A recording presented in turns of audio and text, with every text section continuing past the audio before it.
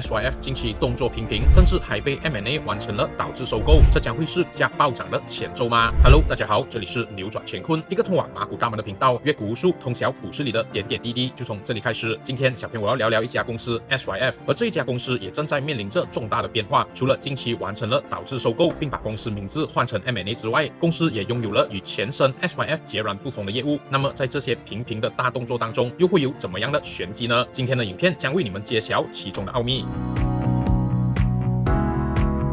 M&A 的前身，也就是 SYF， 原本是一家从事橡胶木家具制造和材料加工的上市公司，并且也在这个行业打滚了超过20年。但是从这里可以看到，自从2018年开始 ，SYF 的业绩就开始走下坡，甚至连续好几年都陷入了亏损。其中的原因主要是高昂的原材料成本以及劳动力短缺，而疫情时更是加剧了这些问题。尽管 SYF 的管理层有意尝试解决这一些问题，但是与 SYF 的橡胶木家具相比，市场会更偏向于更加便宜的豪华版家具，因此业绩依然不尽人意。不过，在 SYF 管理层束手无策时，持有 8.768% 股权的主要股东 Insas 就在2021年7月的时候，向 SYF 推荐完全收购 Insas 旗下的全资子公司 M&A Securities。换句话说，就是 Insas 有意将 M&A 的业务注入 SYF， 并且借 SYF 的壳来上市，也就是我们俗称的 Reverse Takeover 反向收购。而 M&A Securities 相信不用小编我多做介绍，大家多少都有听过，也就是马来西亚非常著名的股票经纪和企业财务顾问公司，许多公司的上市活动都是出自他们之手，因此收购 M&A 这个方案确实是 SYF 整顿公司业务的大好时机。除了能够转行至更加有前景的金融行业之外， M&A 的业绩表现也相当亮眼，在过往几年都取得了盈利表现，而且都有着显著的增长。截至2022年 ，M&A 可是一年可以赚取18个 million 净盈利的公司，与 SYF 目前的情况相比，根本就是天壤之别。因此，收购 M&A 相信也能大大改善 SYF 的业绩表现。与此同时，通过这一次的交易 ，M&A 也能够拥有更大的融资空间，而且从 Insas 分离出来后，也将会有通过资本市场提高未来的股权和债务融资的需求，并且也能够提高公司的知名度。这不管对扩大客户群还是吸引人才，都是很有帮助的。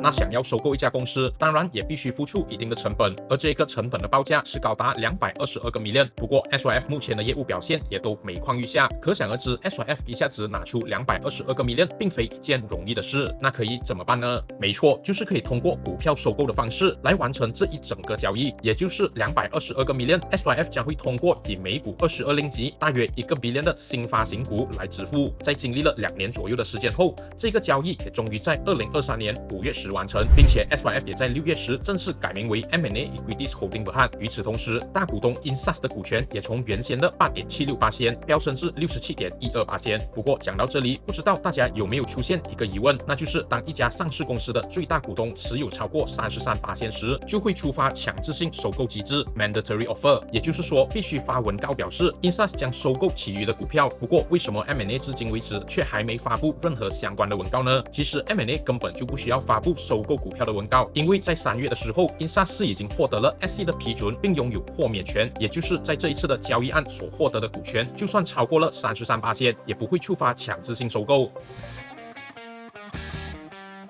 那在这个交易案中，除了新发行的1个 billion 股票之外， M&A 也展开其他的企业活动，这包括以2:1的比例发行总共284个 million 附加股 right issue， 以及136个 million 的限制性股票，而价格也都落在每股22仙。那通过这一些企业活动， M&A 将能够筹集到高达93个 million 的资金，以便偿还 M&A 之前欠下的款项，以及满足他们的营运资金需求。那完成这些企业活动后， M&A 的股票总数量也将来到 2.02个 billion 股，并且也把 Insas 以及其他最大股东持有的67%股权稀释到54%。不过，其实这些企业活动背后还隐藏着更大的奥秘。那在进入重点之前，这里也要送大家一个福利，那就是如果你是新手，想要开设投资户口，并享有 0.05% 最低税前，而且享有每年 2.68% 利息回抽的投资户口和良好服务的话，可以在这一支影片留言区的 pin comment 了解更多。这样一来，也就能节约投资成本，赢在起跑线。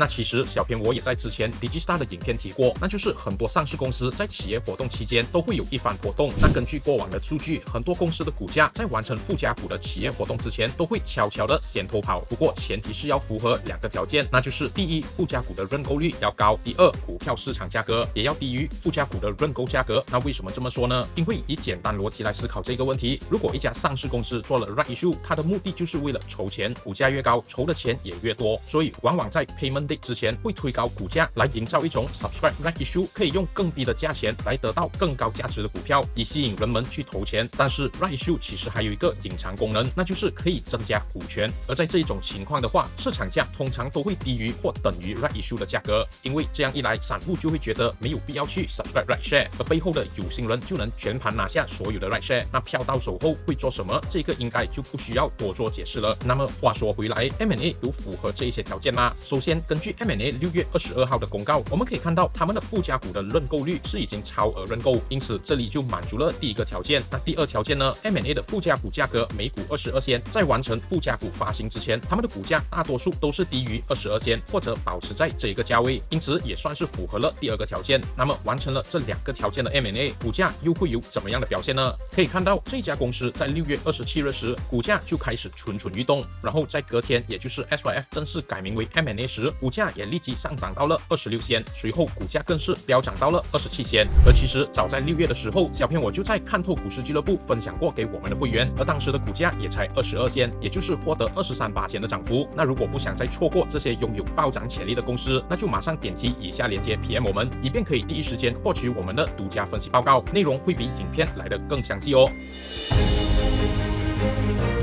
那回到来总结，根据过往的数据，我们也可以看到，当附加股拥有较高的认购率以及高于市场价格时，那么股价上涨的几率就会更加的高。而这一次 M&A 也印证了这个说法。不过，这些认购附加股的大老板们，他们的成本价也在22仙，也就是斩获已经将近28仙的赚幅了，因此不排除会有短期的套利风险。不过，自从完成了这些企业活动后，目前是并还没有看到 M&A 有大幅抛售或出票的迹象，而且股价也非常稳健的维持在26仙左右。那么意味着股价会有上涨的机会吗？以基本面来看 ，M&A 确实有上涨的潜力，尤其是通过 SYF 反向收购上市后 ，SYF 也摆脱了长期亏损，并彻头彻尾摇身成为一个会赚钱的金融公司。而且随着疫情的缓和以及经济活动的复苏，马来西亚资本市场需求也不断的增长。更重要的是 ，M&A 的上市有助于提升自身知名度并拓展业务。而且上市后 ，M&A 也表示计划将在短期内推行一系列的业务扩展活动，包括扩大企业融资咨询业务，争取更多 IPO 以及2级股票发行活动等等，甚至也计划探讨进军资产管理市场。因此 M&A 未来确实拥有蛮乐观的发展潜力。那荧幕前的你们会希望继续看到更多关于企业活动分析的内容吗？想要的请在留言区打上1，不想要的请打上2，并留下您的高见哦。影片的最后也要提醒大家，有些故事用于赞颂，有些用于警戒，自我判断能力很重要，请大家三思而后行。喜欢的朋友们记得把这支影片分享给你身边的人一起学习，下期更精彩，请敬请期待。谢谢大家的收看。